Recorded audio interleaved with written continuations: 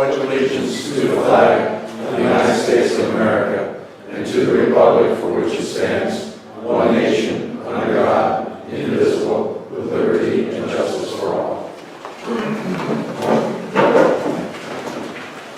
The notice requirements of the New Jersey Public Meetings Act are satisfied by forwarding a news release to the Asbury Park Press on December 17, 2015, stating that a regular meeting of the ToCN Township Committee will be held on August 10, 2016, 7:30 p.m. Town Hall. The notice requirements have been posted on the Township website, and a copy is on file in the office of the Township Clerk. Roll call, please. Deputy Mayor Fitzgerald. Here. Committee McNally. Here. Committee Bartolomeo. Here. Committee Eastman. Here. Mayor Ordo. Here. Approval of minutes from May 27th, 2015, June 10th, 2015, June 24th, 2015, August 19th, 2015. I move as amended. Second. Roll call. Deputy Mayor Fitzgerald. Yes. Committee McNally. Yes. Committee Bartolomeo. Stay. Committee Eastman. I'll approve the ones that I attended, and the ones I didn't attend, I have to abstain. Mayor Ordo. Yes. Minutes from July 13th, 2016. Second. Roll call. Deputy Mayor Fitzgerald. Abstain, I wasn't there. Committee McNally. Yes. Committee Bartolomeo. Yes. Committee Eastman. Abstain. Mayor Ordo. Yes. Next will be Christopher Cass. Clerk, Community Church, please. He's going to give us a presentation. Yes, good evening, everyone, and thank you so much, Township Committee, for allowing me to cast a vision for what the community church in town would love to do. We were talking this year about how the 15th anniversary of one of the saddest, most tragic days in our country's history, 9/11, happens on a Sunday. So this year, we are planning at our church as far as how could we honor those who died, those who served, those who gave the ultimate sacrifice. And somebody had the idea, well, what if we did an outdoor ceremony right by this beautiful little memorial for those who died here in Colston? So we had the idea, and then we presented it to the Township Committee. The event would be a nighttime event, 7 o'clock on September 11th. The church would provide the chairs, the church would provide a stage, the church would provide everything. All we would need is a place to plug in. It's going to be a reverential service. There's going to be uplifting music, there's going to be testimonies, candlelight vigil, and also we're going to give an opportunity and hand out flowers and allow people that attend the ceremony to place a flower right at the memorial on that night. So if the township so approves, we would be honored to remember those who died, remember those who gave all on that tragic day. Let me ask you one question. What happens if it rains? If it rains, then we will just have to cancel the event. The significance of the event, I think, is the fact that it's actually on the actual day, September 11th. Well, I didn't know if you had another idea to go somewhere else or some acts, you know, go back to the church. We could go back over to the community church, yep. Well, I'm just asking that question, that's all. Yeah. With any kind of outdoor event, we have an outdoor event this Friday, we always have to come up with some kind of contingency plan. But Any ideas? No. That's it. yes, sir. You said it's the actual day? It was a Tuesday. But 9/11 falls on a Sunday. Okay, you're doing it on a Sunday because that's the day it is. Exactly. I misunderstood you. So it's a day of worship for us, and we were thinking, all right, well, let's do something significant since it falls on a Gotcha. Sunday. That's a great question. Absolutely. Judge, do we need any insurance rider or we're fine? Do we need an insurance, no, that's not my fault, I should have, it's fine. Do we need an insurance rider or is our policy just covering it because it's on a property? I No thought, different than if it was a box in the park. Right, or I thought so. Yes. Okay.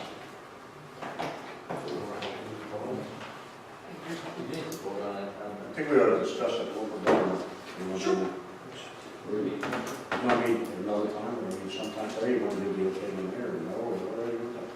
Well, It's not something we're discussing in closed session, because there's nothing litigation related or personnel related, so this is, I think this would be the time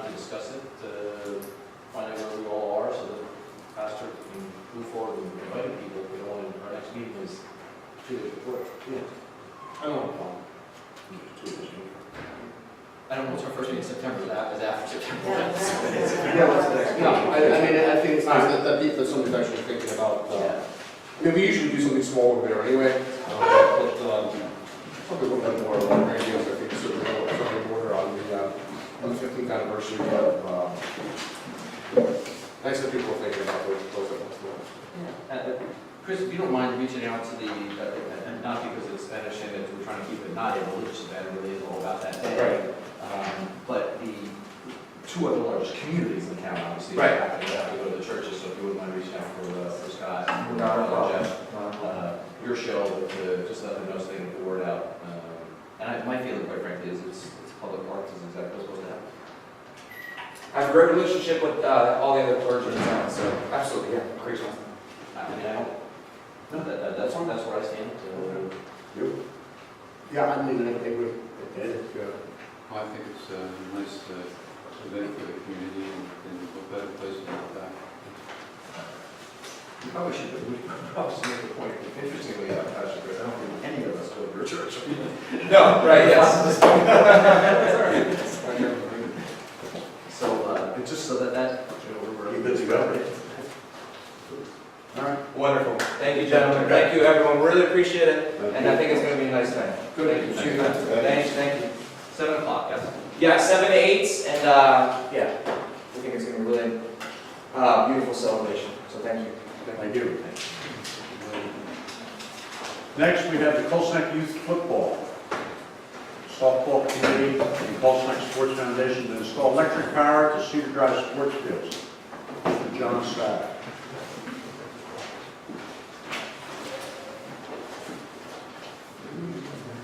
Okay, I'd like to thank the committee for hearing us. I forgot to tell you, it is only a 5 minute. Yep, that's not a problem. So if anyone has any questions. What we're proposing is at Cedar Fields, on the right side of the facility, this would be the school, obviously. This is the wooded area. John Cifelli, who's in charge of football, myself, who was on one of the softball committees. We've already presented this to the Colesneck Sports Foundation. It is apparent that they've given their blessing. Funding is obtained. This is at no cost to the town. The issue that has been coming up, I want to make 2 points very clear. This amount of power can no way ever run site lighting, field lighting. This is nothing but a glorified house service. And depending on what the power company says, now it hasn't gone to engineering because obviously we don't have a permit yet. But we've met with the power company, they said that that existing pole can sustain a 200 amp load, single phase or 3 phase. At the distance we described, it's about 800 feet. This is the wooded area. This is the existing farm. This pole sits back about maybe 30 feet on the existing farm property. We would then come in the easement, past the fence, past, I guess, an 8-foot setback from their property line, through the wooded area, to the tree line before the field start, install a direct burial glorified junction box, and then extend the power straight across to, if everyone's familiar, that little gray shed over there, and where the tennis wall is, to the right of that, and then that would feed up. That would be the main point of power. You would then feed up to the football for a little panel for them to do a scoreboard and sound system. We would then hook up to the existing snack shed, and then run miscellaneous 110 circuits to the 2 fields for the ability for us to have portable PA systems, portable scoreboards, so we can now start having tournaments here. Like I said, funding is already taken care of. This is a complete volunteer job. Cifelli Construction will perform the excavation. There's a little bit of concrete work for where the panels would be. That will be fenced in, along with myself, who I represent Electrical Solutions, and Tony Carissimo, who is Power Electric. we will be overseeing the project, filing the permits, dealing with the inspections, and so forth. But that's pretty much the gist of it. Isn't this on Green Acres? You know, every time we ask, you know, the Board of Ed says it's 20 foot past the existing curb line, or 30 foot past the existing curb line, which is township property, and then the rest of that, some say it's Green Acres, some say it's township property. Well, it's all township property. The question is, how do we get it? How do we get it? That I'm not aware If it's of. Green Acres, it's gotta be gone to them before you even. I can extend this to our property. No, our property. That field is not our property. I'm like, No, Green I'm Acres. saying from the curb line, 20 to 30 feet out is township property. That's Board of Ed property, if I'm not mistaken. Fine, but you wanna put it in those fields. If Those fields belong. we'd like to go through the fields. But the fields might belong to Green Acres. Okay, That's what we gotta find out. okay. That's what you need to know. I don't know whether Tim can tell you downstairs or not, but if they're Green Acres, you gotta get Green Acre approval. Okay. Are you Same- same here. sure we have to get approval from No, the? I'm not sure. And I believe that is our property. I believe it is. I think we own it, but I think that we own it, we bought it through Green Acre Grants. In general, we own it. We own Green Acre. But I'm not sure on the Green Acres rental, whether they be required to approve for the state to. Yeah, but you have to ask permission, you don't ask for it. No, I'm just saying, double check it, but. I think. Okay, It was my understanding that Green Acres, although was done through a grant and so forth, that this was township property. Because when we did the snack shed, we didn't have to go through Green Yeah, but Acres. just to be clear, just because it's township property doesn't mean that we didn't acquire it through the Green Acres program. Correct. So even though we technically own it, it may be subject to Green Acres regs. Okay. So that's what they're concerned about. They're worried that if, that we may need to seek approval from the state for which the Green Acres program is run, just to make sure. And so just really for me, I mean, It's just a stamp. I just, and it may not be anything. John, you know? You're not building anything, right? No. You're putting one pole up? No, we're not even putting a pole Okay. So Yeah, it's except just- The trenching. We're trenching. Yeah, the trenching, But then you're gonna cover it up. up. Oh, sure, yes. And part of it is the township landscaper to I remove. mean, we can find out. Wait, We'll wait, use a wait, phone call, They're but I- gonna plug it into a scoreboard. No, what's actually gonna happen is over by the tennis court, the wall, you're gonna have a panel that's like a glare on the building. Freestanding, fenced around, weatherproof. From that panel, you will then feed up the hill to football. I assume that's what they're presenting, a scoreboard and a little panel for them to do their portable PA systems. I would ask first. Okay, So, but I mean, so just so right now, my understanding is, because I've been up there, I've watched the game, even though I don't Okay. watch that play, they use a portable generator. Yes. To power the snack shed. and same with us, because the snack shed, we partner with them. Right, so that's my understanding. So this would be simply just to replace the temporary power source with a Correct. permanent power source. I mean, subject to approval by Green Acres, assuming that's even necessary, I would conditionally approve it today No problem, I'm just, you know. Is it possible to get a verbal to go get my permits? No, we have to, I mean, it's a phone call. Oh, okay. It's not, I'm not telling you that to go, because we have to get involved in, this is also on the Rossi, and I just don't really want to open up a whole lot of, because I've been that route. I think you're basically just doing underground lines, when all's said and done. Right, Now, you may be doing other things in the future, but that's like scoreboards and stuff. Sure. But that's not what is in front of us today. correct. So all that's in front of us today is basically putting electric on the site. Bringing electric to the site, powering the snack shed, and powering the football field. Right. And powering 2 outlets at the basement. And when we put in the snack bar, which was, I can't remember when, but when we did that, we didn't get anybody's permission, so I'm just gonna say, that's always been there as far as I'm concerned. Because I don't want to open a Pandora's box. Yes. So the only structure that we're asking about is none. We're asking to, at this point, can we run electric lines in? I think that's all we're asking for, right? That's what they're asking. Yes. Right, now there may be more coming. I'd ask for a scoreboard, so you get it all done at one time. Well, I don't have anything else. But, so for me, subject to Green Acres approval, state approval, can we do that?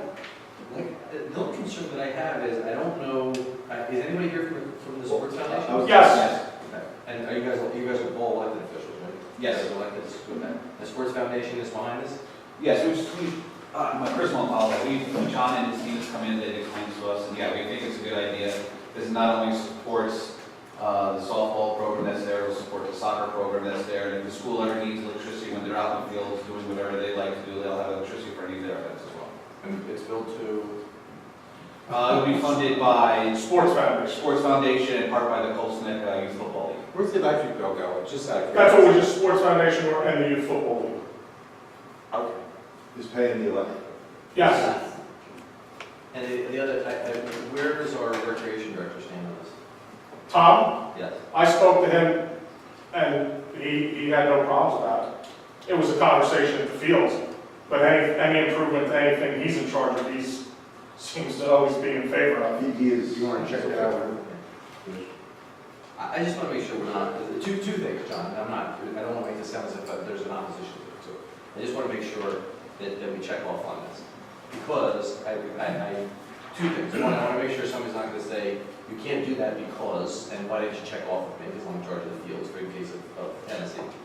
Two, I also don't want somebody to come along and say, geez, if you just spent 15 more cents, we could have also done this. Which, maybe another knockdown, another junction box. I don't know the answer, because while the ad hoc committee is talking out where you would have that gray shed, you go another 50 feet the other way, and maybe you can do something on one of those lower soccer fields that may be beneficial. So when you're out there digging holes and you're running the line, obviously it makes sense to go another 50 feet if that's of interest. So I'd like to have that check off to make sure there's not something that, for a small incremental payment, we can add to that. So we can, like I said, this is basic. I understand. I could put bells and whistles on it. No need, I'm just saying, when you're out there trenching. Correct. You don't want to pay for the same real estate twice. I'm Or go dig it around for where it is when you're looking. We have even thought, for future expansion, with this wooded area, this would all be direct burial cable as well. Right. But for this wooded area, to bring it through in conduit, with the roots and the intrusion out there. But then we had discussed an additional cost to just bring conduit as well as the direct burial right in the same trench. Just run a 2-inch conduit. It'd be a 4-inch, but But you know, then you run something. if you ever had to do anything else, you could always expand it. But that's the kind of thought that if you're. Yes. That's what I'm all good with it, then just circle back to that. I don't want to have. And then who's the king of the ad hoc committee right now? Adams?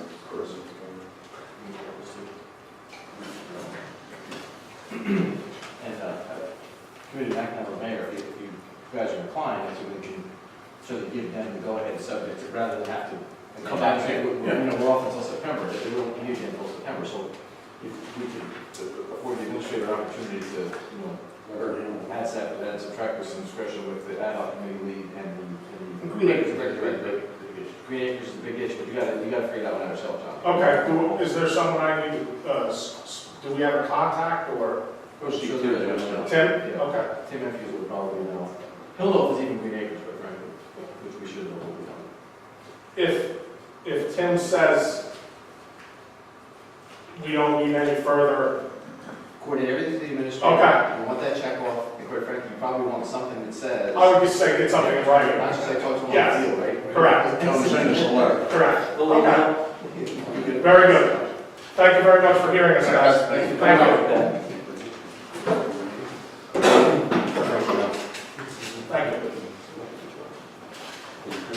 You guys don't have to stay for the whole rest of the meeting, you don't want to. Please do. Much as I'm sure you want to. Absolutely.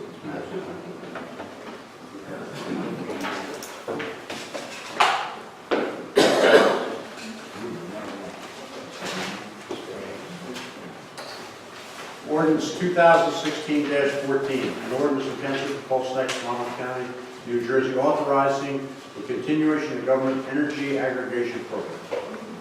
This is second reading. Any comments?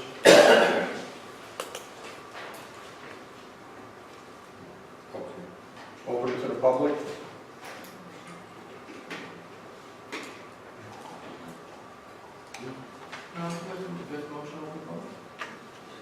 I move that we open it to the public. Aye. 5.5 minutes. Nobody? Most of those great savings that they have. Go ahead, it's your next one. I didn't, I don't know. Move. Second. Aye.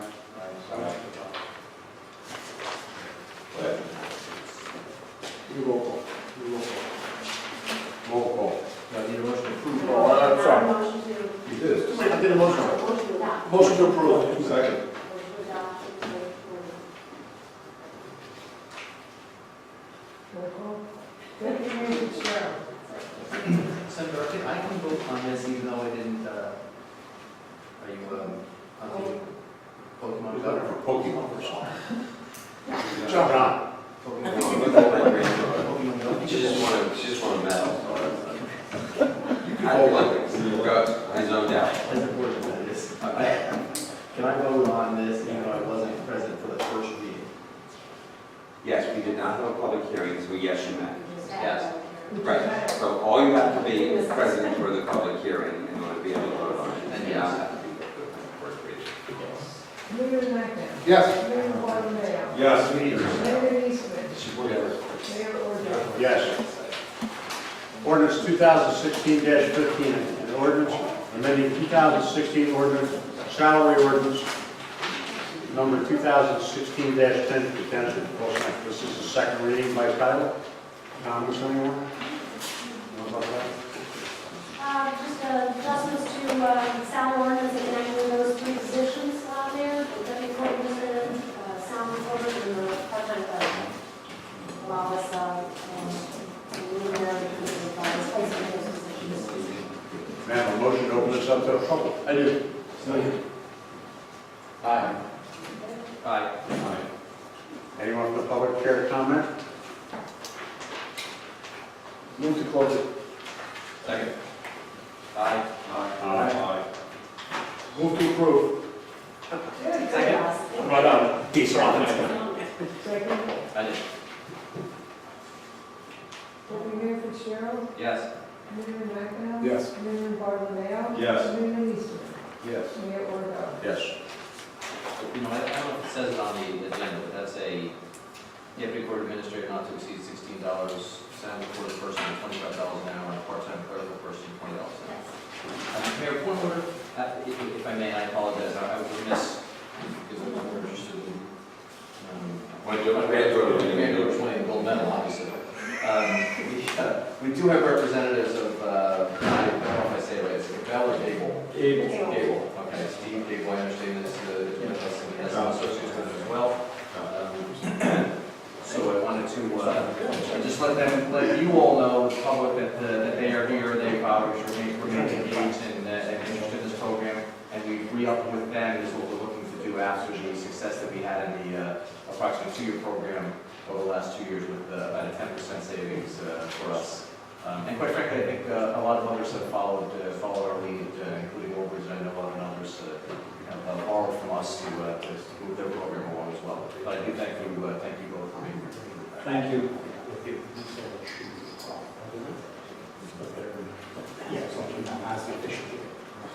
Thank you, Mayor. Wow. Thank you, sir. An ordinance amending and supplementing Chapter 102, Article 6, 202-46.5, the Code of the Township of Colescott for wireless telecom communications, towers, and antennas. Tim spoke about this last month. This is right along the lines of the federal laws and things like that. This is for these new hotspots rather than big antennas. And it's taking some of the power we have as a township committee and putting it downstairs in the building department to put the additions on the towers and stuff like that. It's not for new towers, but it's for, if they want to put antennas on them, we don't have to deal with it. If it could be, the FCC, the Federal Communication Commission, issued a report in 2014 making some suggestions, quite frankly, to catch up with the technology. The technology is what's referred to as a small network node, SNN, which are small receivers and transmitters that don't have to be up 100 feet. Basically, you put them on buildings. We were joking about it last night about the more things change, the more they stay the same. If you remember the old repeater technology for radios, for police radios, it's not dissimilar to that, so it picks up a certain amount of the data that's needed to transmit either movies, emails, voice, etc., and it can be placed on buildings. So there really wasn't a provision for that. So this allows for those small network nodes up to on any structure that's 35 feet or shorter, and that's actually the maximum height in art that we allow in Colts Neck. It also provides for making sure that the generator is attenuated to the tower so that it doesn't lose power for all the obvious reasons, and also access and parking. So it really just catches us up with that, and also some provisions for co-location so that basically you can't try to keep other providers off the towers. And again, they're probably 5 or 7 years behind the time on that, but it's all catch up with what the FCC is requiring us to do. So they were having consistency reforms adopted with planning on the US. Yes. Ordinance 2016 So the motion to With the move that. Yeah, we're gonna do I move that. for introduction. Second. that. Deputy Mayor Fitzgerald. Yes. Committeeman McNabb. Yes. Committeeman Bartolomeo. Yes. Committeeman Eastman. Yes. Mayor Longfellow. Yes. Public hearings will be September 14th. Ordinance number 2016-17 is an ordinance amending and revising the Chapter 120 firearms in the Code of the Township of Colts Neck. What that is we are changing the lot sizes from 5 acres down to 3 acres for hunting of deer, and hopefully boost getting rid of more. We've got paperwork here and data and everything like that. This is our first reading of this ordinance.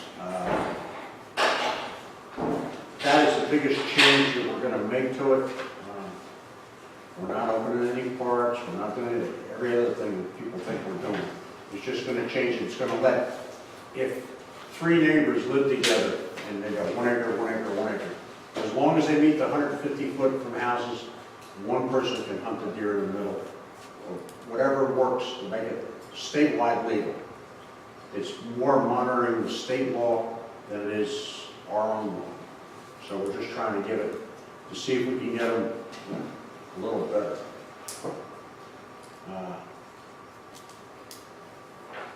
Comments? No, my only comment would be, again, I know historically people in the community have taken great interest on both sides of this particular issue. The mayor's going to set a public hearing at the end of this. If you're interested in this particular ordinance, as there has been in the past, or if you know about anybody that is, and certainly the media wouldn't mind, again, as I always are good to do, get the word out. People want to be heard on this ordinance amendment, got to come to the meeting. Come to the meeting. I know most of the folks here are regular folks and come to a lot of meetings, but for those of you that don't come, or know somebody that might be interested, come. Because the only way to get heard is if you come and speak. With that, I move. Typo? No, you're right. We're looking at it. So, I'm gonna move. Second. Roll call. Deputy Mayor Fitzgerald. Yes. Committeeman McNabb. Yes. Committeeman Bartolomeo. Yes. Committeeman Eastman. Yes. Mayor Longfellow. Yes. Public hearing will be set for September 14th.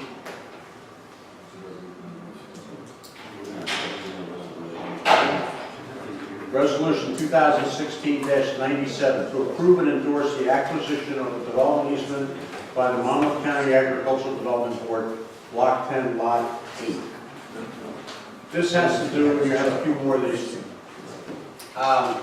This has to do with a piece of farmland preservation ground that we're getting. And in the middle of it, the township has a drainage easement. Good night, thank you. The drainage easement gives the town the right to go there and clean the drains and everything like that. Because we're putting this in farmland preservation, the county and the state maybe, wants to know that we can definitely, they can still keep farming. And it's like a clerical or typo error we're trying to straighten out with these next resolutions. But it's got to do with a drainage easement in the middle of it. It's not a conservation easement, it's not a landscape easement or anything like that. what we're changing. We're just making it so that they can still farm. It's not clarified good enough for the state. And without that, the state didn't want to preserve this other farm, so we're going to preserve another 39.7, 39.7 acres, 40 acres. Yeah. I think this has to be an ordinance. This is coming directly from the Ag Board, you know, this resolution. This is just memorializing the endorsement. There will be an ordinance, I think. Well, it says here, now therefore be resolved that the town of Cold Snack hereby approves and endorses the acquisition of the development easement of Block 10, Lot 8, comprising 37 acres, which we obviously support, but We're not acquiring the tax law. that's my next question. Who is acquiring it? Who is actually doing that? Who's getting what? We approve and endorse the acquisition of the development easement. Who's getting the development easement? That's what I want to know. Who's paying? Well, Nobody's paying anything. ultimately, the Yes, state will. Yeah, we are. We're paying 16% of it. According to this. And somebody else is paying 30, the total price is But in 33,000. whose name will the easement be tied? That's what I want to know. Right, is that the question? And it will be under Lori Mulmar and Paul Jessup. Right. No, they don't. They own the land. They don't own the easement. They don't own the easement. We're, The township has a drainage easement. All we're doing is giving them the right to farm. If the opening says that the development board is purchasing the development easement. Yeah. So it's that. Right, so we're just endorsing their acquisition of it. and we're paying So they've 16% of it. They've adopted a policy of us paying 16% of what they own? Well, I'm just telling you. No, this is you're what right, it says. that's a legitimate question. Why would we pay for something we're not getting? This contract, this here, Right. is the whole thing for buying. It's got nothing to do. No, this is not the, this is a step in that process. Because there's a development drainage easement on the property, initially they said, we're not gonna pay for both. So they carved that out of the purchase For price. 4.7 acres. In order to include it, we have to pass this resolution authorizing or allowing farming to still take place. In other Yeah. words, it's not a conservation easement, because we had explained that to the state. No, Yeah, just currently be it's clear, not. the only issue that was being raised by the senator and Whether by it's the the, ordinance. because if it's an acquisition of real property, then we have to do it by ordinance. We That was the question. If we're acquiring real property, We're getting an interest in land. Right, An interest in land. We're not even interested in it. Then what am I paying for? This is I'm not trying to be a hard it's nose. farmland preserved ground. We're buying the development rights. No, no. We're not getting it. Not on Township's not getting it. no, the Monmouth County Ag. State gets it. the state. No, it says the Monmouth County Ag Board is considering the person. All right, so we don't know the answer. We need to get the answer. We'll pass this resolution, right? Okay, so And it's. So we can, well, we could pay, oh, right. Because all I'm saying, I'm totally for it. Don't, please make I this. agree. If it needs to be an ordinance, then we need to do it as an ordinance. If a resolution, it's fine. But We can't by resolution spend our money, right? To buy something. well, yes, you can, but you can't acquire an interest in land. And I still think, and it says we're paying something, but we're paying towards it, then we're acquiring an An interest. equitable interest in the Right. property, probably. And therefore it would have to be an ordinance. Now, So the question is, Yeah, one, but I question think one is, that are we getting whereas, it? that whereas isn't specific to this component of the transaction. I mean, I'm not, again, articulating accurately without. Pull Hoover Road. That was I don't what think we're Gary getting it. knows what she's doing. Oh, yeah, so this is, I think what she's saying is, the money that we're paying in that whereas paragraph is toward the acquisition of the farmland reserve property, not the easement per se. We're not doing that. We're just, Right, so Okay. that's the distinction that's being made. We're not actually acquiring an interest in the easement, we're acquiring an interest in the property. My as part we're of saying it's farmland. anticipated. My understanding is this is basically via resolution memorializing our endorsement and setting aside the funds which the ordinance would be. okay, so what you just said can be done by a resolution. Right. Supporting the acquisition and setting aside for some future time to do an ordinance, we can do that. Right. Five- That's what this was intended, I'm $5,000 quoting directly from the means act. 16% of anything, what's that? If you're buying. You multiply that by That's five. per acre. It's per acre. Then I mean, Then that's. multiply by four, it's okay. So we're still paying, we're paying 25,000? 70,000 acres. It's 33,000. 33,000 an acre. 16% of that cost is 5280. It's us. But that's just, I get that. All right, let's, That's just a whereas in connection with the transaction. This resolution is to, again, memorialize the township's enforcement and to set aside the funds for the future acquisition, not the acquisition. Which is why it's a resolution versus an ordinance. That's how it's explained. I'd like it clear, I'd like some kind of, something in writing that explains it, because us five geniuses can't figure it out sitting here, no one's gonna figure it out 25 years. At very best, it's a poorly worded resolution. So, and I think that's, if the four lawyers at the table are having a difficult time reconciling the language of the resolution. there is that point, so. Yeah. Because So we that- are saying here, we hereby approve the acquisition of the development easement. Are we still talking about it? Yeah. I'm sorry. So it's an I'm endorse, sorry, yeah. I'm sorry. Okay. If we could respectfully request the county ag board clarify this resolution for us. You got another one going on. Did someone second my motion to table this? Second. That's it. I That you can vote on the motion for table. Motion in favor? And then we'll say roll call. We got it. Everybody Fitzgerald, Yes. Mayor McInnes. Yes. Mayor Barlow. Yes. Mayor Easton. Yes. Mayor Orlando.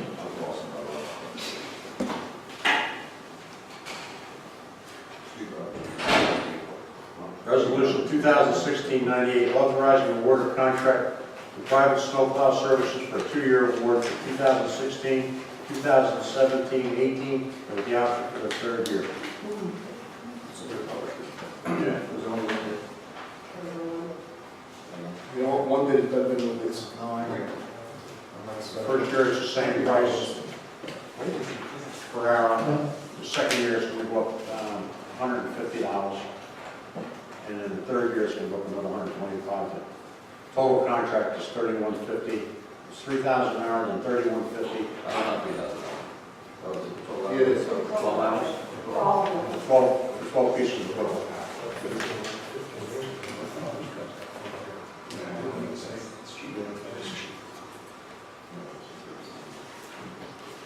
Mr. Mayor, I can't say that I have a lot of familiarity with snowplow contracts.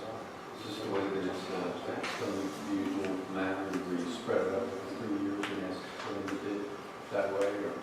Actually, we went to 3 years, which I think is the maximum that we can bid, or 2 years with one 2 years option. with one option. Because that's the max you can bid on the public con. We encountered during the time that's 5 years ago. Now it's 5 years or so. 5 years ago, we ran into a significant problem having coverage, and that's not fair. It was actually, 2011, when did we have a billion inches of snow? 2010 or 2011. Basically, the state came along because remember when Route 18 was impassable for days? In both 66. Whatever the year that was. The state of New Jersey then, in the following year, came in and took anybody with a snow plow and truck that ran and gave them hundreds of dollars per hour to be at the ready in the event that that happened again. Which then meant we had nobody, we literally had a year where no one bid on our contract for snow removal. And as we said, the only thing worse than expensive snow removal was no snow removal at all. So we go out to bid again, and actually Pine Tree was a little bidder that time, and then we opted for the 1-year contract, and then this time around they were the only bidder. So the numbers are, on first blush, they were horrific to pay somebody anything for $300 an hour, but those are the numbers, and it was driven up by the state. They continue to lock in those people to the plow. So they drove, we used to be 75, 95 years. 75 back in 1977. So roughly half the town is plowed by a private contractor. Yes. And half the town is plowed by the Department of Public Works. So, but if we don't have a private contractor, You can't get it done. you're not getting that, you should be, but it's been that way for a long time. The only reason we have good service in this town is because we pay for good coverage of the town. And they're called out on an as-needed basis, so the town, the Department of Public Works does it first when they realize they're gonna have a problem or it would be, Or in case they- not manageable. Or if they break down, a couple of trucks break down or something, they got somebody helping get it finished and everything else like that. the schools now do it on their own. Before, they used to have to do the schools also.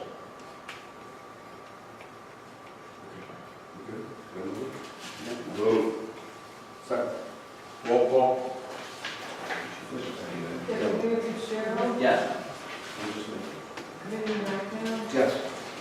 Committeeman Barnwell. Yes. Committeeman Eastman. Yes. Mayor Orville. Abstain.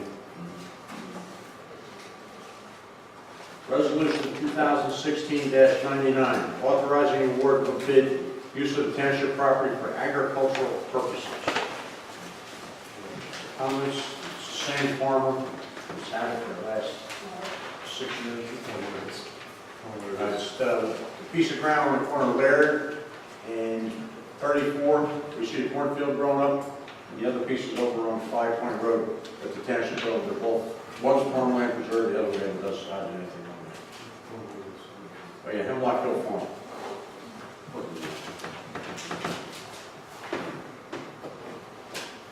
Any other comments? Move it, who puts that out to bid as well?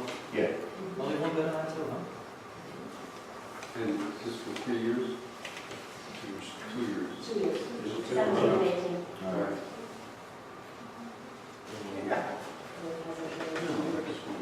So moved. Second. Roll call. Deputy Mayor Fitzgerald. Yes. Committeeman Rechner. Yes. Committeeman Barnwell. Yes. Committeeman Eastman. Yes. Mayor Orville. Yes. Resolution 2016-100, resolution authorizing an emergency appropriation of $150,000 for legal services. Co-op. This is co-op. Mayor Moore. That's all I can do. Knew it was gonna be expensive up front, and guess what, it's expensive. I don't have an alternative, don't see an end in sight.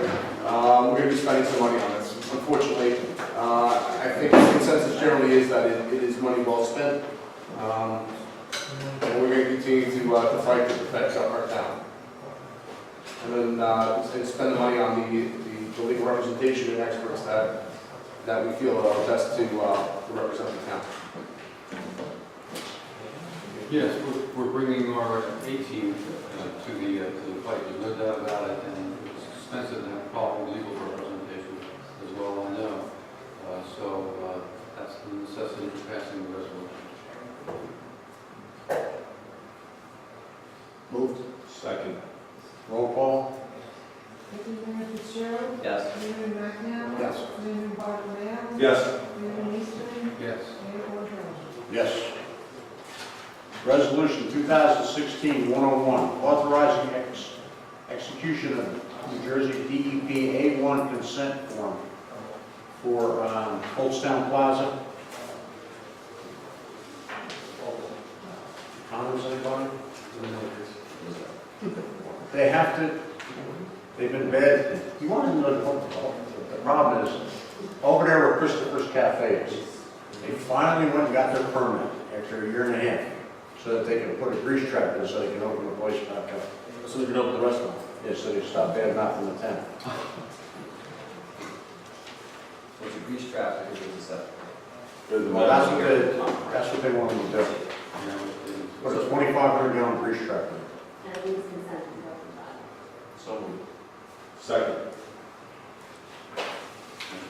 Roll call.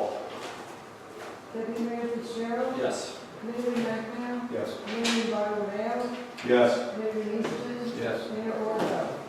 Yes.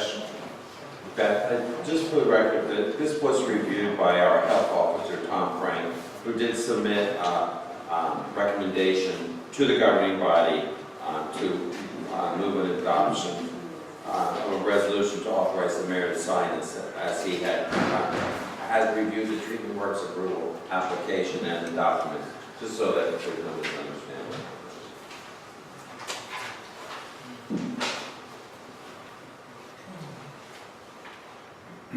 Consent agenda. Motion to adopt the consent agenda. Resolution 2016-102, authorizing the release of inspection fees, planning board application for $371. We are on 700. It's supposed to be going back for some number of years. Block 16, lot 33, the Servino Group. Resolution 2016-103, authorizing release of a special performance guarantee for housing demolition on Block 33, Lot 5, 99 Oakwood Road.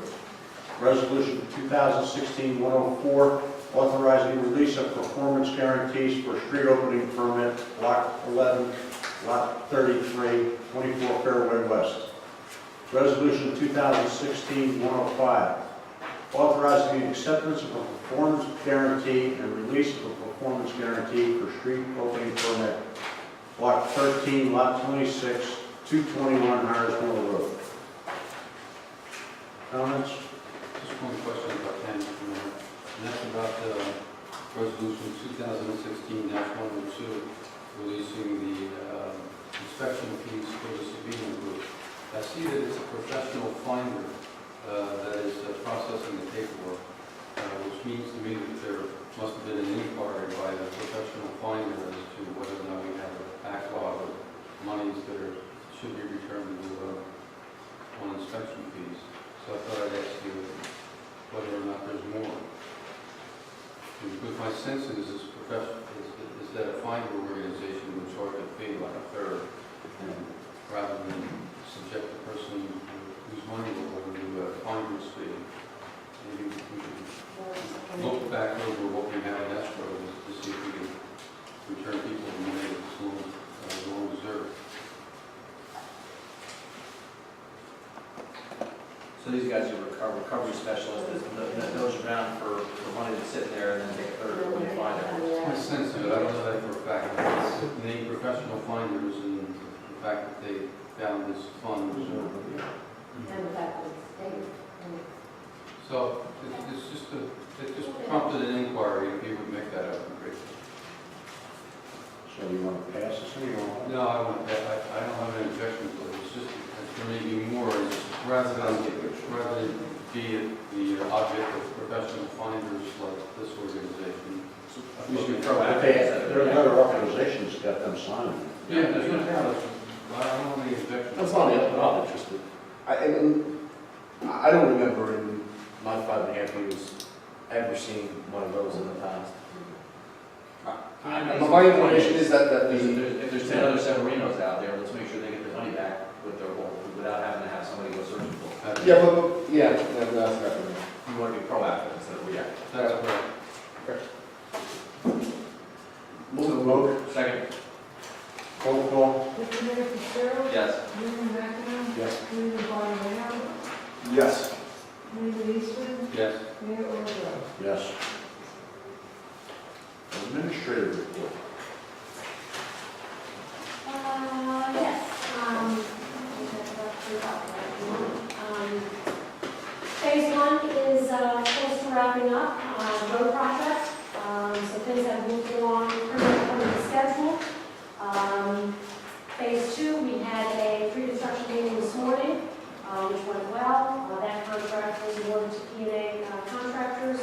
So they are prepared to start on August 29th with an eye towards completing the Phase 2 project by September 30th. So by the end of September, early October, the project should be complete. Can you tell the streets again? And I know Stone Hill and a couple of those. For this one or the Phase 2? Phase 2. The Stone Hill. Lindy, Deborah. Right. Right. Sorry, I did it.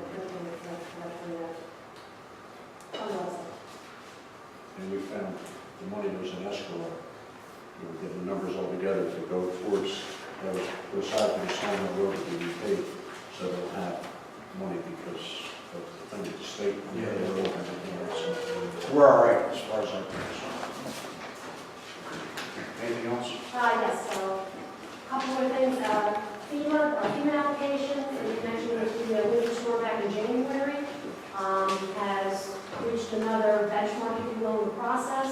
Right now, according to what we've submitted and what has been preliminarily approved, about $232,000 worth of expenses, of which we would get 75% of that, so that's roughly $150,000. So hopefully we'll be seeing that within, take some time, but at least right now, everything we've submitted submitted has been preliminarily approved. And then finally, the Central New Jersey Mensa group is looking for township committee approval in connection with a picnic being held at Bucks Mill Pavilion on October 15th from 1 to 10:30 p.m.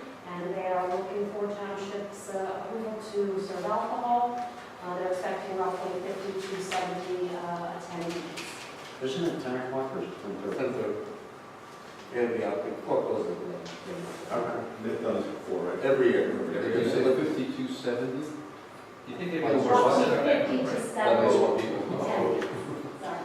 You know what? No, that's enough. So they've never, this is. You think that group be a little more specific about their number? Yeah, they're Okay. Anyway, So, We have to yes. prove it. we will need to approve that. We have, I have a problem with it in the past. Everybody?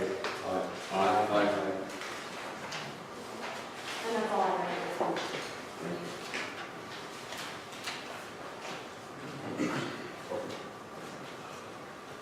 Motion to approve vouchers.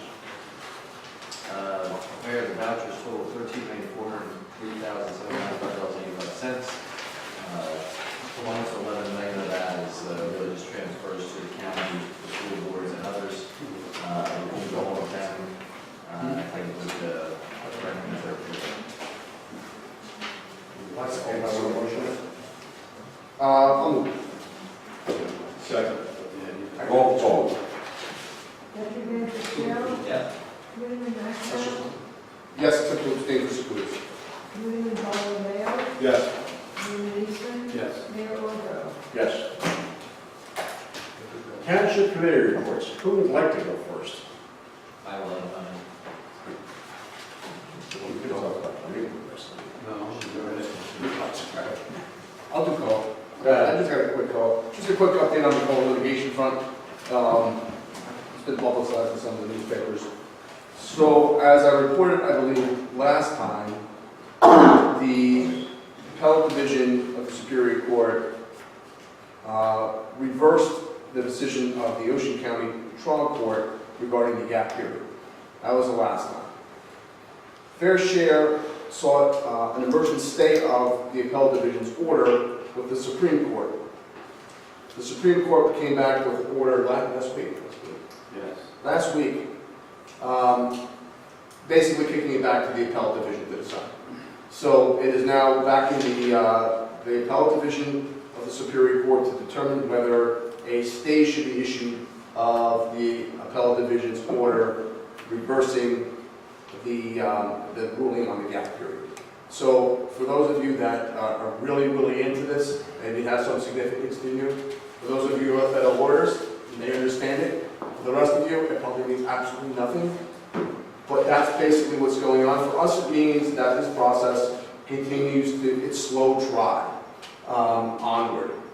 At least in our county, it does. Yes, it means also that once the appellate division makes its decision, it will invariably go back up to the Supreme Court and make its decision. Why they plunge it back down and then take it back up, I don't know, but that's the process.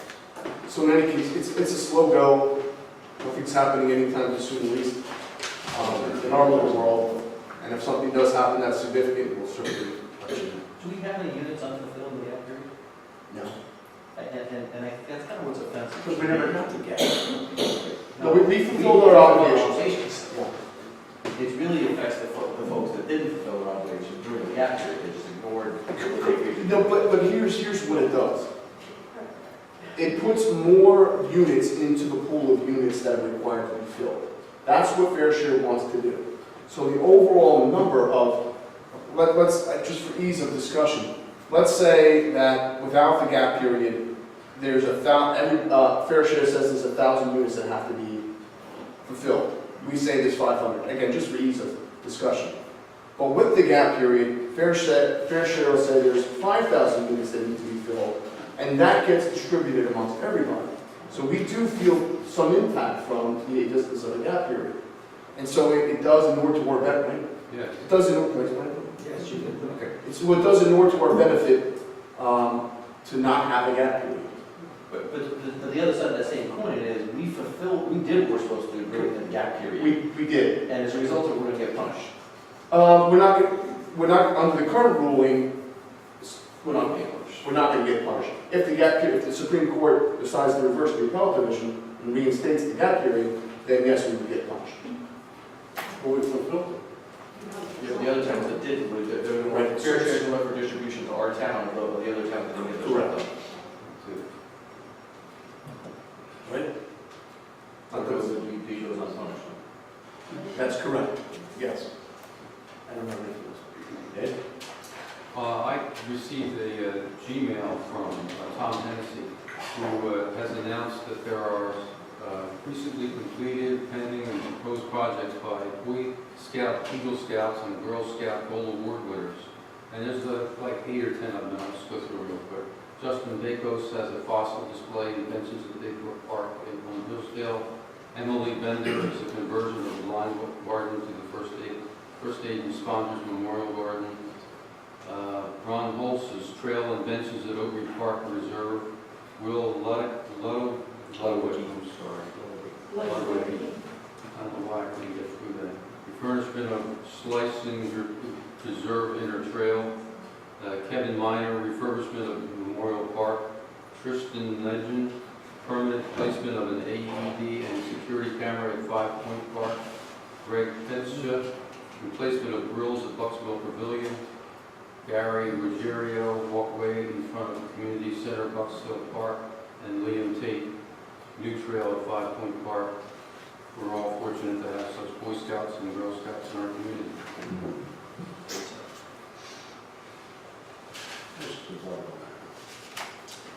Mayor, you happen to know most of my boards are on hiatus for the summer. I was marching with the seniors. I did not make that. I was traveling as well, and they all knew it. And I was here to greet them last night when they returned from their ferry trip up the Hudson. And they were all very happy to see me. So they came off the bus to get their keychains.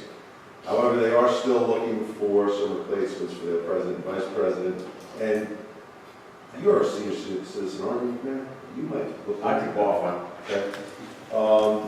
The Historical Preservation Committee is starting to look into their Christmas festivities at Montrose School, which they've been holding this year, Santa Claus and cookies, and looking to maybe raise some money to get the wood-burning stove, of course, through code compliance and all that up and running so it doesn't freeze in there and they have electric heaters.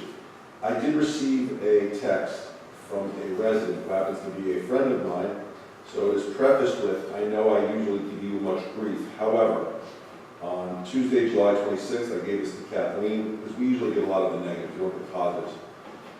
The Colts Neck Police Department and Department of Works did a great job last night during those storms. One of my trees was knocked down and landed in the street. Within an hour, the tree was moved to the side so cars could pass. Today, when I got home, the entire tree, including the part of my property, was removed. Who obviously from you can I thank? So I forwarded it on to Kathleen. I think, as we know, everyone hears the negatives. This was a nice incoming, and I thought it should be shared. So thanks to DPW and CNPD.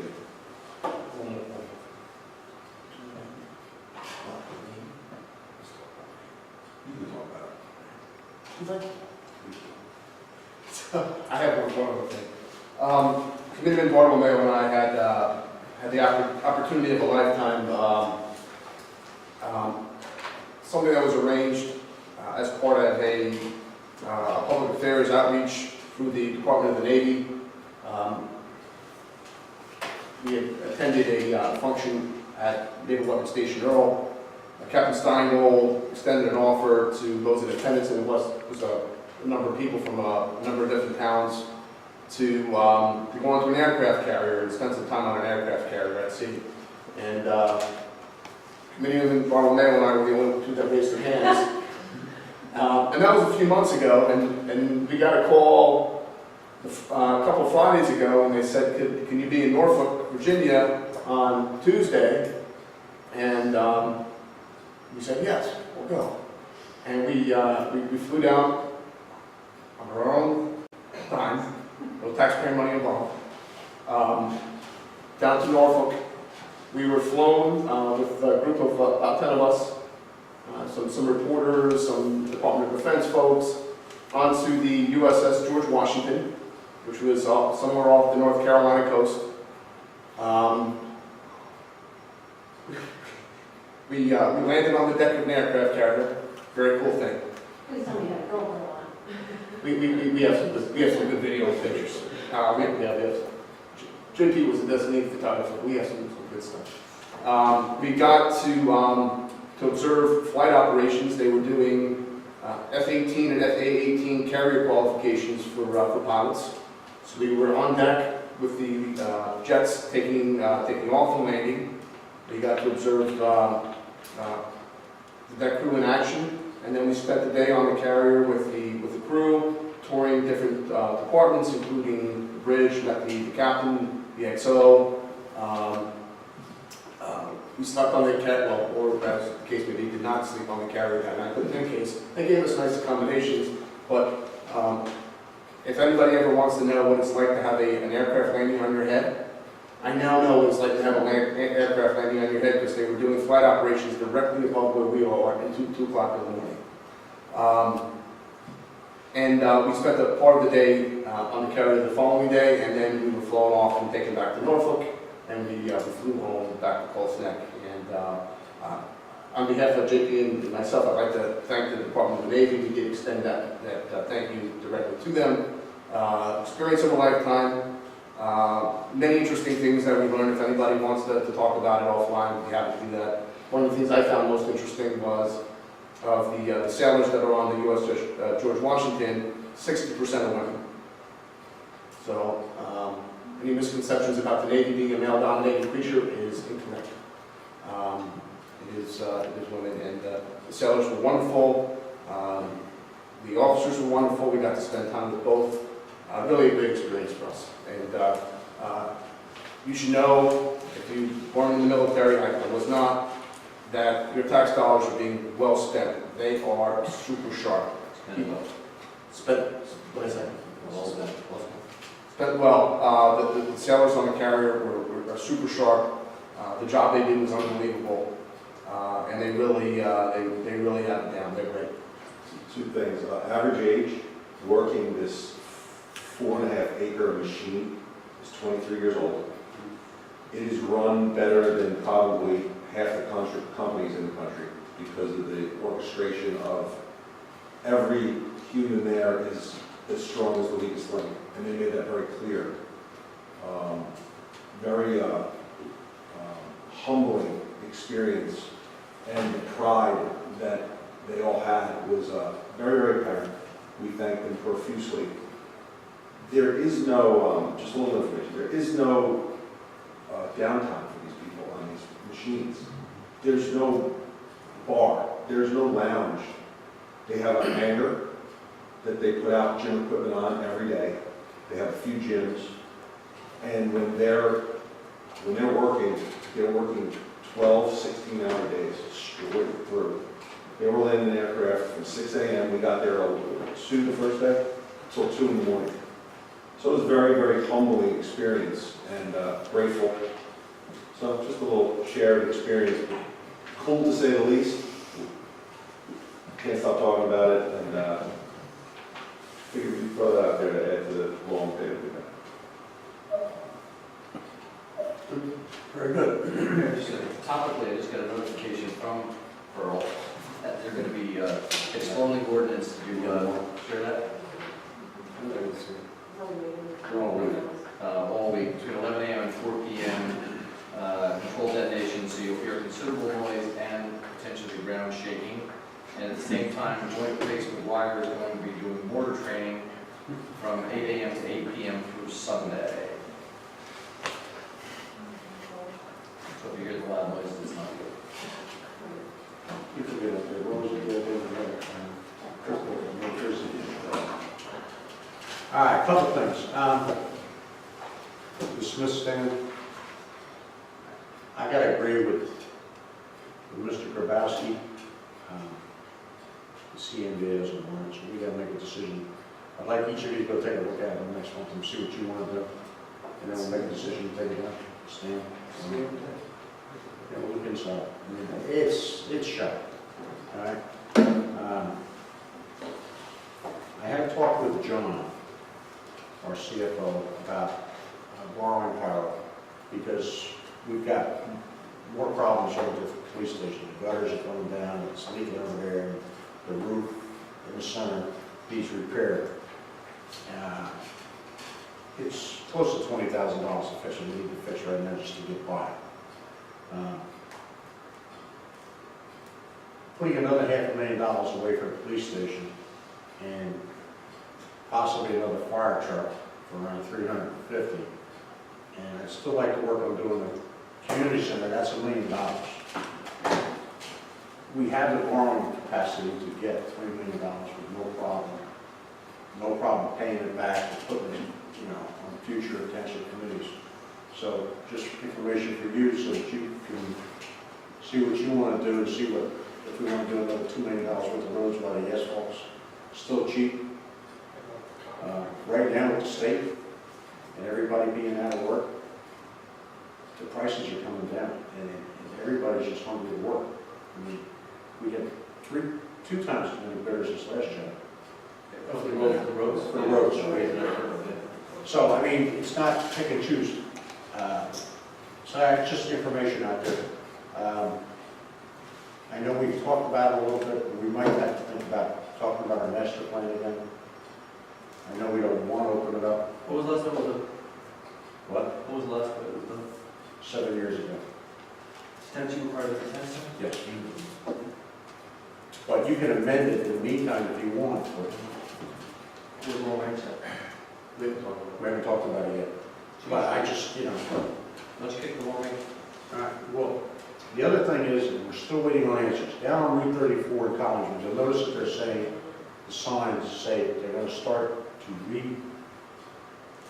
relocate, sending you around different directions. New traffic patterns. Well, from what Mr. Tapia told me, he's still waiting for the answer. They may be tearing that bridge down. It's going to be 6 weeks.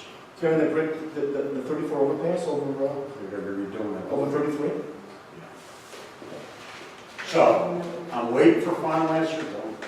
It's just, that's what they're, that little thing. That overpass, the 34, straight past the Cooties on, If they were smart, they'd go straight to 33 and put 34 underneath, but you know what, that's not.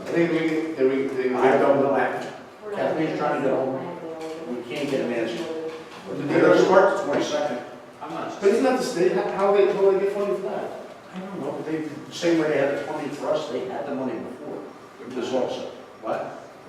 You sure you're just not reconfiguring so you can't die over that? That's always been pretty rich. They've had bad accidents for it. People from all over die over. The right over, that's going to Eagle Oaks, half the town goes to Eagle Oaks. Right, but the bridge is the problem. At least that's what I was told. Because I got the county trying to find out what's going on about it too, to get an answer on that, so. Well, that'll be wonderful. Yeah, so as soon as we find out something, we'll give it to Beth and get put on the, Well, it's gonna have to be Route 18. Route 18 is gonna see the old truck. or Shafto Road that way. I come back that way sometimes because it's so bad. Right now, you can't come north on 34 during the summertime. Oh, yeah. No, it's terrible. So sometimes I take 33 if I, didn't see it, or I take Shafto Road, go that way and come in. As soon as you get information on it, we'll put it on the website. You know, that's supposed to start the 22nd, so that's a week from Monday. Yes.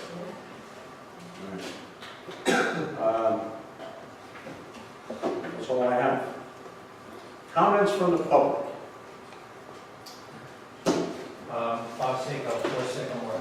I have a couple comments, and if I go too long, I'll wait my turn over again. First is, this is just comment on the assessments. I just got my tax bill a few weeks ago. My assessment went up 17%. I had a, what do you call it, a reassessment done in 2013, which by its definition should have set me at market levels. Now, if my home really went up 17% in 3 years, I'd be very happy, but it hasn't. My catch-up payment, I'm just calling it that, has gone up 28%, 28%, yeah. And my base payment now is 17% over what it was. These are pretty severe.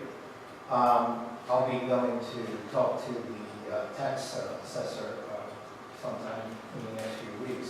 But given that information, the street conditions, I live on Sycamore on the corner of Sycamore and Sherwood. The street conditions there, especially the curbs, are deplorable. I had to pay to repair the street in front of my driveway because it was just falling apart. The curbs there are all caving in, they're falling. There's so much grass growing up, we can't keep up with killing it with Roundup. I mean, I don't like spending $35 on a can of Roundup just to kill all the weeds in the street. It's crazy. And if you do get around to repairing the street, please remember to tell the contractor to cut the, I don't know what it's called, when they cut down the existing pavement, it should be, no, it should be below the level of our driveway, because otherwise the water just flows back in. And several people in my block have had the problem now for several years, where the water accumulates, freezes, and their driveway breaks When up. was your road repaved? I don't know, I'm thinking maybe 10 years ago. So, If you have a problem like that, call Kathleen, and we'll see if we can get through somebody out there. Say, I just don't think your streets aren't. The other streets are right around the corner from you, if I'm not mistaken. Isn't Lindy up by you also? Linden? Linda? Yes, right. Debbie? Sherwood, Sherwood. Sycamore and Sherwood is where I am, but I mean, you know, Mulberry is bad, Linden's bad, Tulip's The bad. Mulberry's being done. See, some of your area's getting done with this new bid we just did tonight, so we don't know, exactly. Okay. And I hope when, if they replace the curbs, most of them are just collapsing, but some of them, somebody might say, oh, that's in good shape. Well, you know, it's penny wise and pound foolish. Rip them all out, make them all look nice, because it's kind of dumb what they did on Larchmont, where you have curves going up and down because the new ones are higher than the old ones. They look silly. Next comment is regarding the football football field, whatever it is, electrification.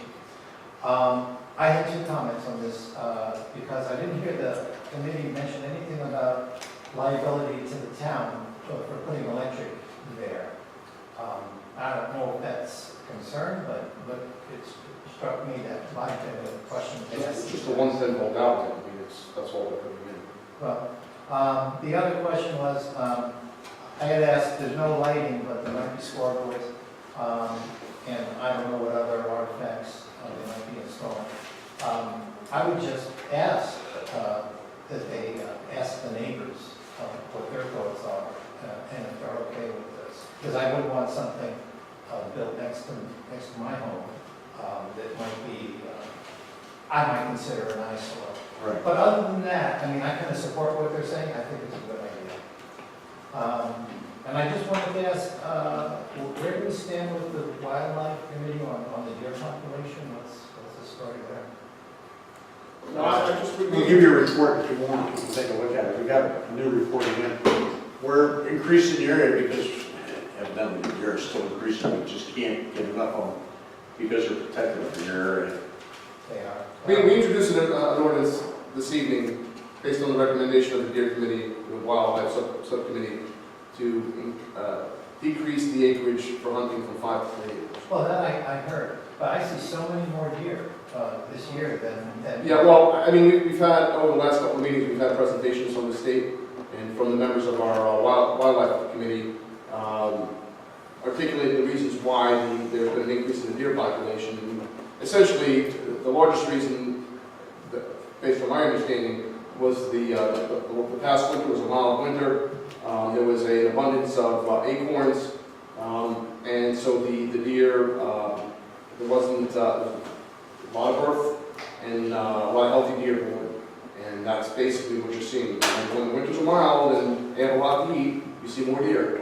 And that's what we have this big one. Anybody that ever, this big oak tree right here, if anybody was here over the last 6-8 months, in the fall and winter, there was an inordinate number of acorns.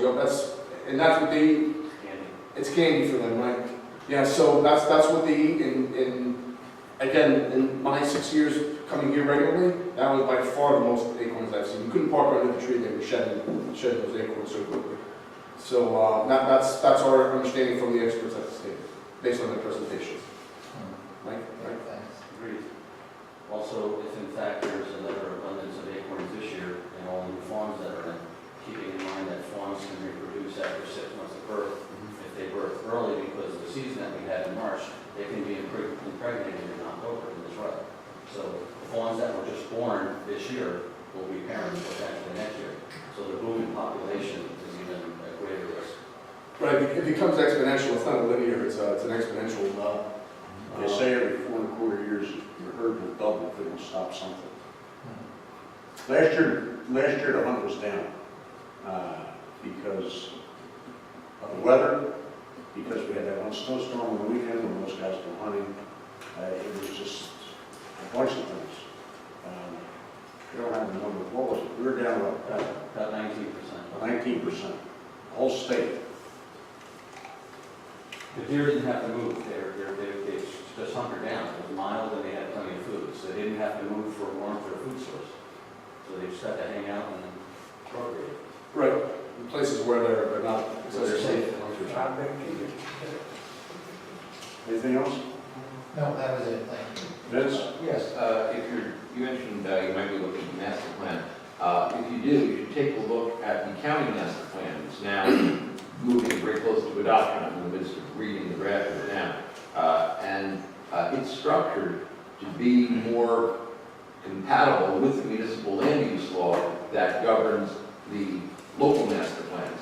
And the hope is to make it improve consistency all the way along the line from municipal to county and on up. So if you do decide to reopen the master plan, you may look, maybe useful to take a look at the structure that the county is doing.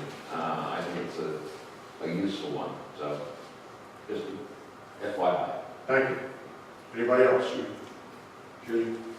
I just have a comment. I got a piece of paper, I think it was on my mailbox, about putting numbers on the curb. I received that at least twice. They asked you to put money on your front door and they'll come and paint numbers on the curb.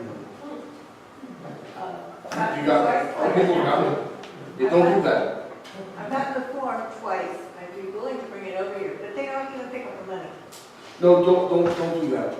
We don't do that. First of all, we didn't see it or snow. No, but we don't, that's not municipal. Okay. It makes it seem like it's a Boy Scout or something that's doing it. No, No, it makes it seem like it's a crook that's doing it to me. I'm But glad you bring the form over when I pick it up. just don't leave out money for anybody. Okay. Ever. There's no reason to do that. And if you have any questions about those things, call. Call her, call the police department. Don't, All one of us. yeah, we'll call one of us. All right? Don't leave money out in front of your house. And make sure it goes around the seniors. JP will be over there. Make sure the seniors know. Don't leave money outside your house for anything.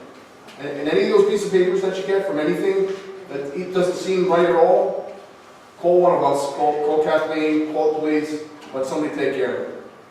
Okay, another thing, I just wanted to bring up. A couple of years ago, we had a problem because the library was built on Green Acres land, and we had to give back, 5 times the acreage. Please be careful with Fox Mill that you don't do something on that Green Acres property before you give permission. That's because we wanted the library across from this building, we built the library, didn't think anything about Green Acres. And Green Acres came back and said, okay, for every acre you have over there, you have to give us back 5. So you get a sizable penalty if you do something like Green Acres. Which you have to pay a good for. Mr. Shaw. Yes, Jeff Sauter, 41 Ann Street.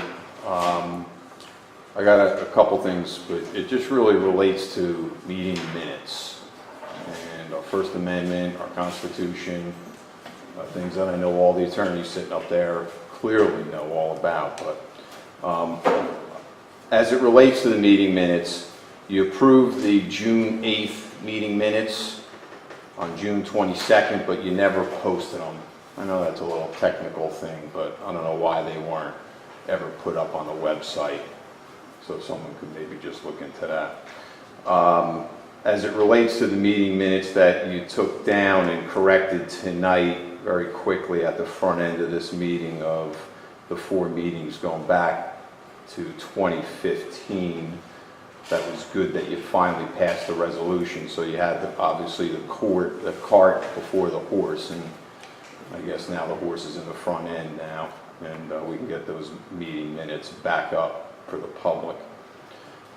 So notwithstanding those being reposted, the ACLU settlement agreement of February 10th is now done, I guess, barring any other interruptions. But I want to get to the June 22nd meeting minutes that were made public to us, which were, I guess in my opinion, utterly inaccurate as it relates to a specific point at the end. And after reading my second letter that you censored me on, the meeting minutes record counsel, and this is quote, Counsel Bennett Clark requested the record to reflect blah, blah, blah. I don't want to bore anyone else with that. Counsel Bennett Clark, either she was hunting for Pokemons too, she had her head buried in paperwork, and I didn't see her utter a single word to say, oh wait, excuse me, let the record reflect. So, I mean, unless some notes are being passed under the table, which I didn't see that, or some text messaging is happening, which I know you guys frequently get on, some of you guys get on your phones quite a lot, or has some type of mental telepathy. It was Committeeman Russ Magnow who wanted the record reflect in his dual role as, I guess, town attorney and committeeman, which we pay a town attorney as a sidebar to do our legal business, to keep you guys, properly, within the law. But even tonight, while John Bennett was hunting Pokemon, Russ and Mike Fitzgerald seemed to be doing most of the legal, interpretations as they look back and forth at each other and decide from a legal perspective, when our town attorney should be doing that, not you guys. I don't understand why that's the case, but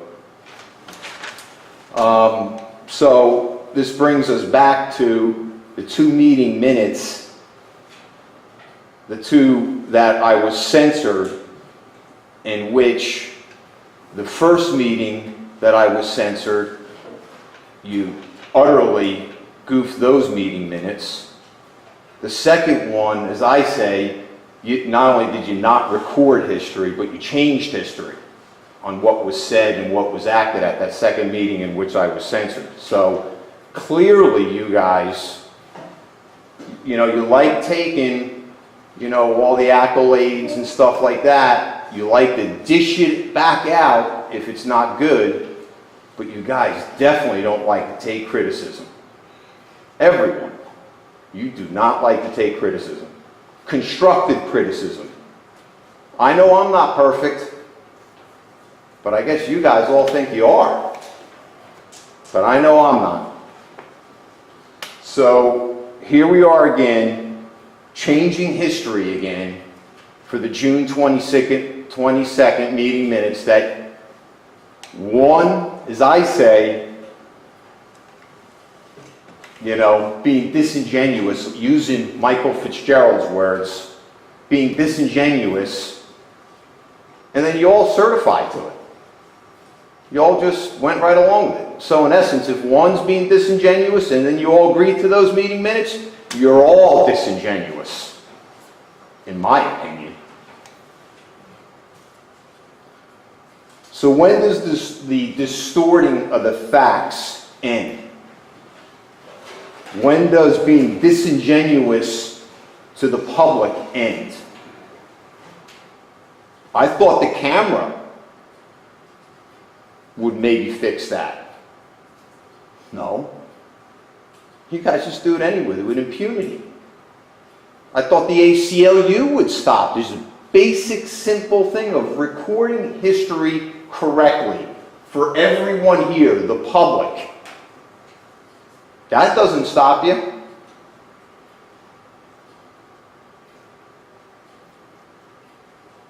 It makes me really wonder,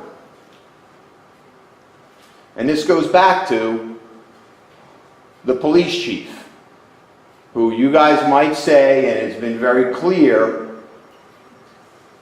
that because I'm related to the police chief, I guess I'm representing him. I've been coming to these meeting minutes well before you guys were having issues with the police chief in town. Well before that. It's not like I just didn't start the day issues started with the police chief. But if you guys can't get meeting minutes right, it makes me really wonder as a citizen how accurate, as the attorney pointed out, the police chief's attorney pointed out, how accurate that certification is. It makes me really wonder. So, I guess it just goes down to this. Our Republican nominee, Donald Trump, he likes to use all these one-worders to describe people. Chris Christie will go up and at the convention and do like a trial, and Hillary's guilty. She's guilty. Mr. Sawyer, is this going to be comments? I'm done in about 2 minutes. 1 minute, 30 seconds. That you guys are guilty. Guilty of not doing the meeting minutes accurate. For us, the public. So, and then finally, I don't even know why we even bother coming to these meetings. Because you guys just do what you want to do. You record what you want to do in a self-serving way. No criticism, no nothing negative in there at all whatsoever. But I guess the last little, term that, Donald Trump uses, crooked. Crooked Hillary, right? In my opinion, because one will be disingenuous and you'll all certify to it, you're all crooked. So thank you. Nothing further for you guys, unless you have something for me. Anyone else? Two quick things. First, pertaining to the overpopulation of deer. Motor vehicle incidents with deer and false neck, as to how they're measured by being reported to the police department, are up over 30% over last year, which was up 40% from the year before. Additionally, there was 14 cases, confirmed cases of Lyme disease in false neck last year, which is 1.4 per thousand. If you were to equate that at a per million rate, that's 14,000 cases per million, which would get CDC involved. So from a public health and a public safety perspective, as a resident, I appreciate the fact that you're taking this seriously and you're moving forward in addressing the deer issue by making regulated hunting, which is safe, more effective in the township. So thank you for that. Pertaining to the DPW, that is, I know that there's going to be a change in leadership coming up in the fall. Is there a documentation process of best practices or issues with the infrastructure that we can capture from someone's head that can be documented so it doesn't have to be learned again? Such as areas in town that might be susceptible in heavy rains when a heavy salt comes in for flooding and maybe needs to be watched, if a storm's coming through. If there's some knowledge that he has with that level of experience in the town that can be documented, so his replacement is running with the information rather than learning it all over again. Our foreman's, is here. He's also an applicant. So. But it's a good book. Excellent. Thank you. Yes, sir. Hugo Kurtz at 25 Meadowview. We've talked about this before, but the brush piles in the street around me are coming up like mushrooms on dead tree roots. That's about 30 days early. It's just begun. I've got a list of addresses here. I would like to have somebody from the township send out letters to these addresses and ask them to get their piles off the street until I think about the 5th of September. About 30 days early. And as I say, it's just begun. So we had that conversation just before this meeting started also. I've noticed it as well, not just in your neighborhood, but other places as well. And we will be addressing that tomorrow. Again, I know the code enforcement officer's been out since I spoke to him, but yes, it'll be addressed tomorrow. So you'll give the list? I'll give the list. We're as unhappy about it as you are. And because it ended, I checked August 1st, it ended. And they had a couple of things where trees were down on township right of ways that they had to go clean up, and we're done with it. I'm fairly sure that in many cases that the homeowners are not necessarily responsible for this. I think the lawn services are coming by, finding the branch, they throw it out the curb. Well, you know, regardless of who actually physically puts it there, Right. the onus is on the homeowner to comply with the ordinance. That's the bottom line. Well, I mean, they're so far removed from reality, they don't understand. Well, you know, again, ignorance is not an excuse. You know, you've heard it many times, ignorance of the law is not an excuse. Well, in this particular case, our ordinance is meant to be enforced, and we will do that. Very good. I'll leave it. Appreciate it.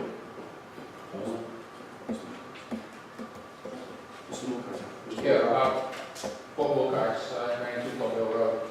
The 150,000, I guess it was appropriation, is that already spent? The bills have to be paid, or is that looking ahead for the legal?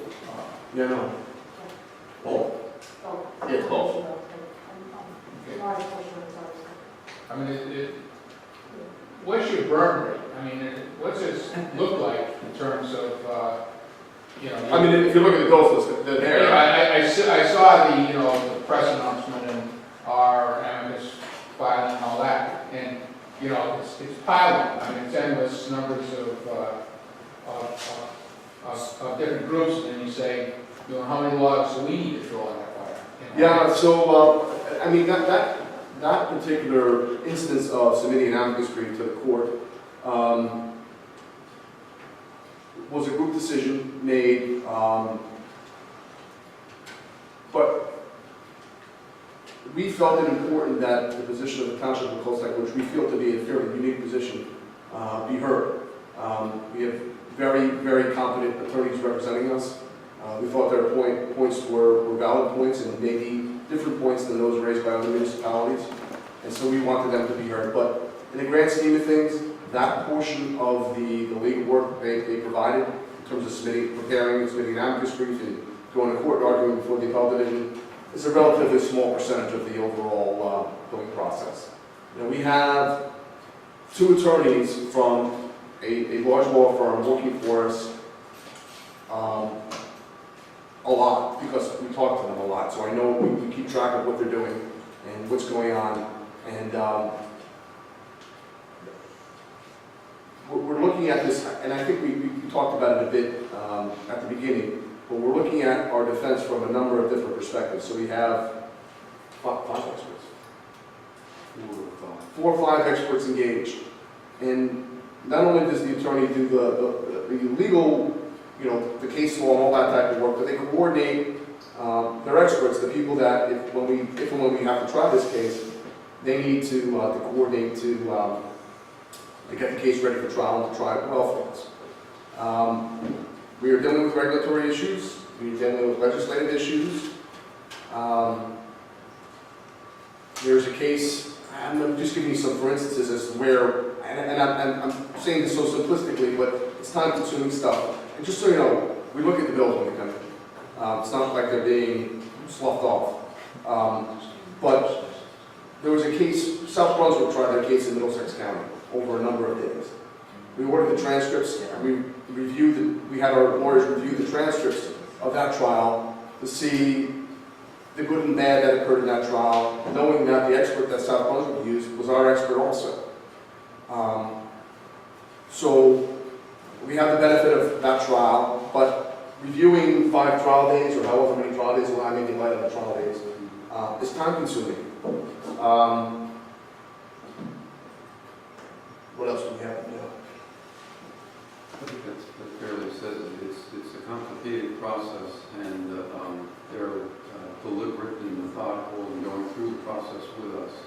I was impressed with their quality of their work.